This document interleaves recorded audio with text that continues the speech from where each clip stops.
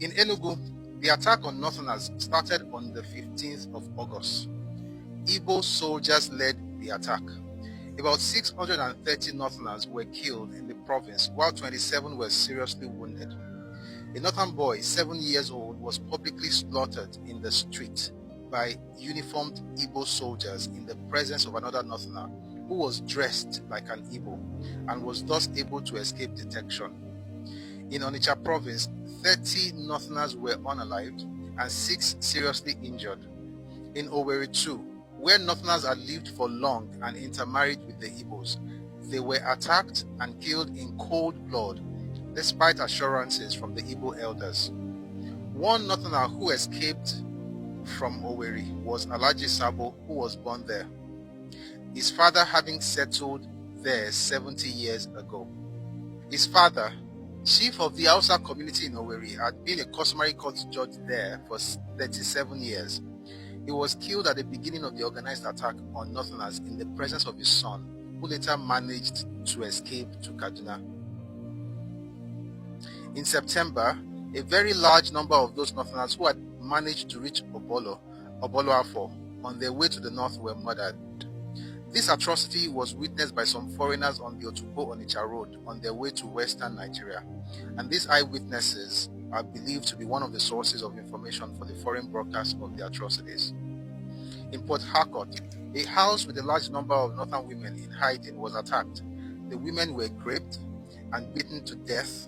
Igbo singing war songs slaughtered every northerner they could find in the street, and a number of those who were in hiding were killed quietly by their neighbors. During the evacuation, a train driven by an expatriate, Jesus Christ.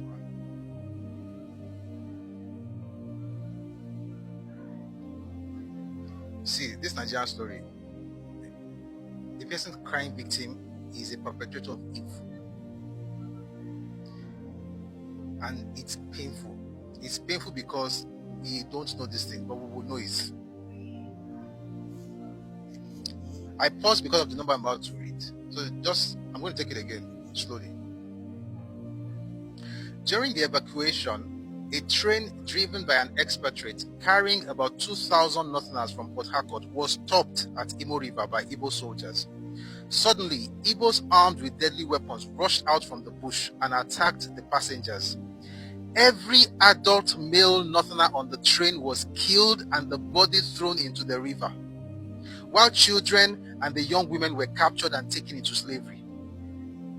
The few survivors were eventually admitted into Otukpo and Makurdi hospitals.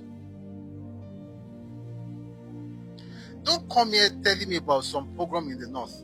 I know that one already. Tell me about this one. 2,000, 630, 30, 40 here, 630 in Enugu, 30 in Onitsha, about 2,000 in Port Harcourt. Don't. The point is this. These other people who were unalived in the East, were they not human beings? Should we not talk about them? Why must it be just one group claiming to be the victim of everything? Meanwhile, you were unalived people in their thousands in the East.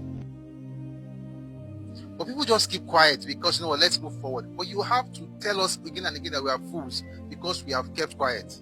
But let's put everything out there and let people understand what actually happened, so that you understand the fact that, and maybe this will even help Igbo people, you will get to understand that you are not the only victims of the stuff. You are also perpetrator of evil, just like the other group you are insulting.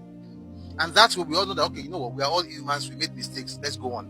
But as long as one group thinks that I was just sitting down, I was folding my hands, then you came to attack my father and just unalive my fathers and we didn't do anything, it makes you feel like a victim. You are not a victim. Or at least you are not the victim of the coup of the war, those things. And this whole thing about just coming to blackmail people and gaslight them it's not going to work anymore.